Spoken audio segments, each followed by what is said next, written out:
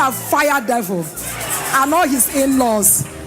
What God cannot do does not exist. Streams of joy.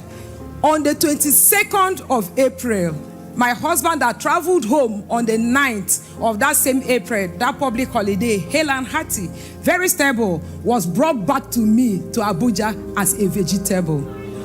He was brought back, he wasn't working, he wasn't talking, he couldn't recognize his atmosphere, he couldn't recognize me, he couldn't say anything. In fact, the only time he spoke a word was when he was like writing on the air, as in, is it mental insanity or whatever? When we went to the hospital, they used a wheelchair. Of course, like I told you, he was brought back almost in a comatose situation.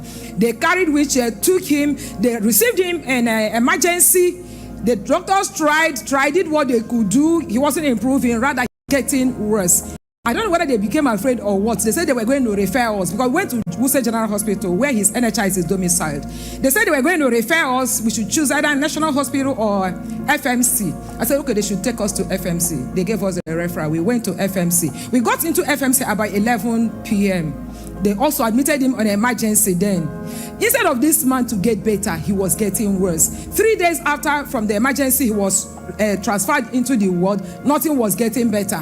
He was placed on catheter. Urine was flowing non-stop. While he was touching me, I remember that we have hope.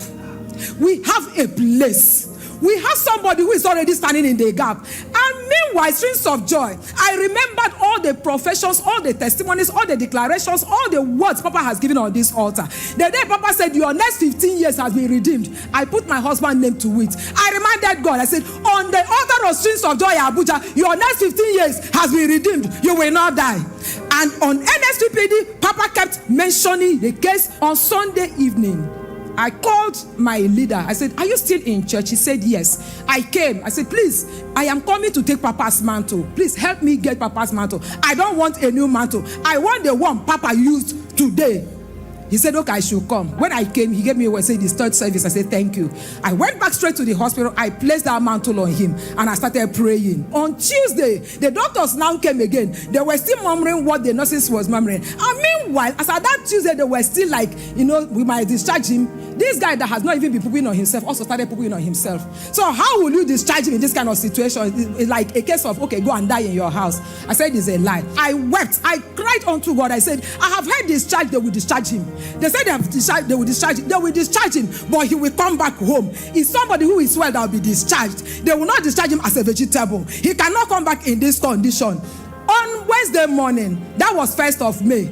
And if you notice, there was a twist. Rather than the normal, oh Lord, show us mercy, Papa took it in a different dimension. And then if you are following NS, you know that it's on Monday that we do shake up. But on that Wednesday, Papa started shaking. Say, whatever from the crown of your head to the sole of your feet that is not planted by God, shake it up. Say, today, from my head to my toes, from my head to my toes, whatsoever that is not of God in my body, in my soul, in my spirit, say right now, today, I shake you off. Fall off, fall off, fall off. I shake off, fall off, fall off. I didn't even mind that there was drip running on his hand. I started shaking that bed. I started shaking him. I was moving him. At the point I was shaking him, this person that has never talked, that didn't know his environment, started saying amen. Started saying amen. Hey, hey. That is not all. That was just the beginning of what God did. One thing again God did. That ward was like a semi-private ward. There were 4 patients. One was a Muslim. The other 2 patients also. All of them joined in that prayer, started saying amen, including the Muslim man. Oh my goodness. I took charge of the atmosphere. The NSCVD took over. Fire took over the whole place. We started screaming. Even the doctors, the nurses, they all jumped into the ward. What was this? When they now saw that, because NSCVD was still blasting, they went back. Apparently, NSCVD has gone everywhere. Apparently, they knew about NSCVD, the doctors, so they left us. Then on Thursday, remember that they told us so the previous day they were going to discharge him. On Thursday morning, I still went. 6 a.m. I was already in the hospital waiting for NSPPD. When NSPPD started, we started blasting again.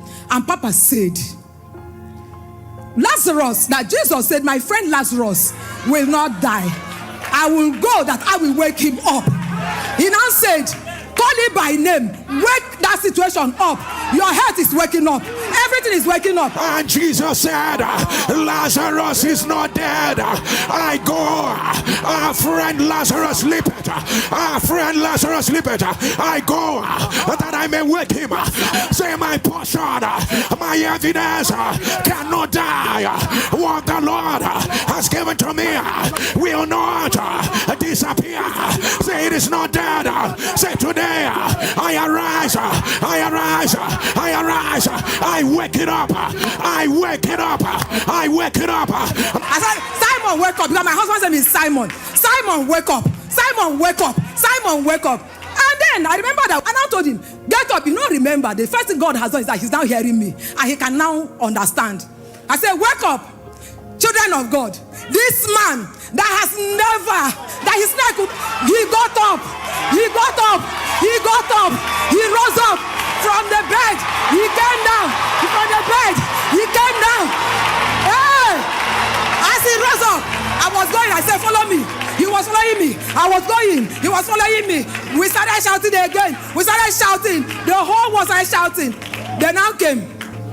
When they told us to go home, one of the patients, they went to one of the patients, apparently, yeah, from a very good heart, gave me pampers that I should wear him diaper. I said in my mind, diaper, you don't even know the. Because I couldn't accept what we negate what the Lord has already told me and what we are doing.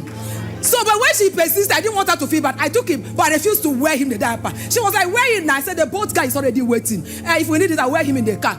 Children of God, another miracle is that we drove from FNC to Akofesu. He did not urinate. The same urine that was pouring non-stop. Remember that we have removed the syringe, everything, but he did not urinate on himself. We got home. You saw him walking there. Since that day, he has been walking. Throughout this week, no catheter, nothing, unaided. He walks into the toilet where he wants to ease himself. And throughout this week, he's now saying he wants to go to work. I am not the one asking him not to go. Rest for 1 week. We have a God. We have an altar. He's mind everything. He's now very coherent. He converses normally.